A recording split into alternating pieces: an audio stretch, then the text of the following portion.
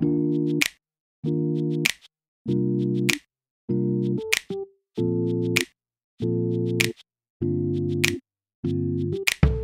guys, it's Jenny. I hope you're all doing well. Video number 5, we'll be discussing arrhythmia changes. Arrhythmia changes. So any change in an arrhythmia,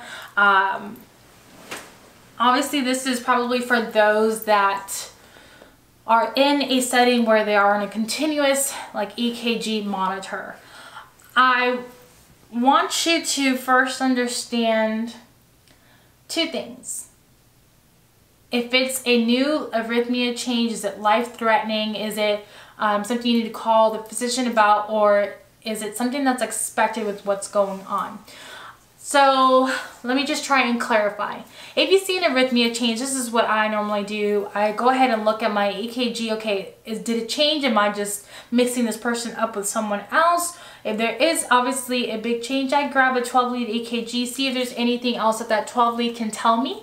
I go ahead and pull another nurse. Hey, is this what you're thinking? Can you look at the strip? What do you think of this? And then utilize, let's say, your charge nurse. Hey, can you come look at this rhythm change or anything like that? Obviously, if they are life-threatening, you would activate, let's say, your staff assist or like rapid response or anything like that. Common steps. Obviously, assessing your patient, you know, they're alert-oriented. Do you need more information with the 12-lead EKG? Do you need to call a cardiologist? Do they have like an intensivist that you can work with, or the attending physician to get a consult for a cardiologist? You want to gather as much information as you can, so when you do make that call, then you can provide the physician the most accurate details so they can give you appropriate orders. So just an example, let's say a patient came in with AFib RVR. Their rate was in the 160s. We've gone through the bolus of amiodarone. They've gone through the 24-hour administration of the amiodarone drip. They've even gone to their PO medications. And all of a sudden they go up to the bathroom and they come back, and now they're consistently in the 130s when they were, let's say, in the 80s. Atrial fibrillation, but it was controlled.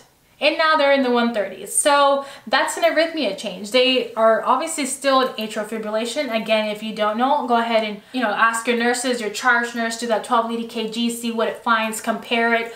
Call the cardiologist and let them know, hey, you know, so-and-so just went back to AFib RVR. This is where she was running. And what would you like for me to do? They may give you like a one-time medication to try to see if you can convert them back or just make it controlled, and just follow from there. So I hope that helps if you find yourself in a situation where you just don't know. Practice your EKG interpretation skills. Sometimes what I used to do was go with my preceptor to the monitors and literally go through all of the rhythms and just see like, okay, hey, is that a flutter or is that a fib? And go from there, learn. The only way you can get better on it is to obviously go and see real life EKG rhythms on a monitor. Obviously print them out too, that can help. And the more you work with your population, and you'll start feeling more confident in your abilities to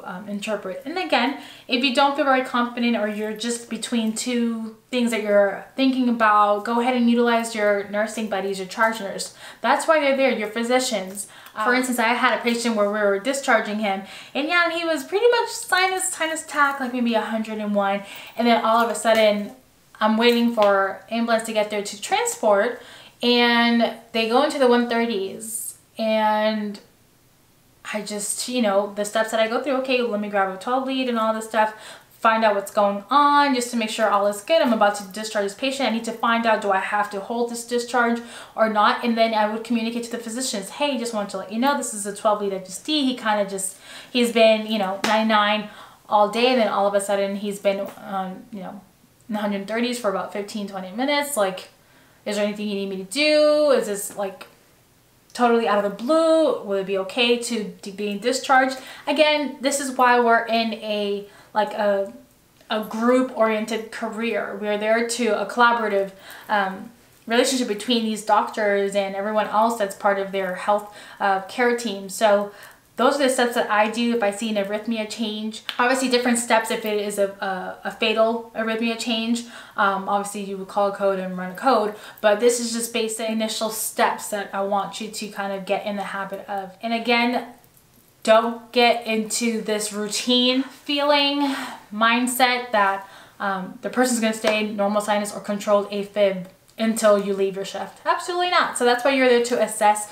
Don't miss it. Don't miss the change. Don't miss the opportunity to help the patient. So if you have any questions, leave it in the comment section below. Don't forget to comment, like, and subscribe, and share the videos. Bye.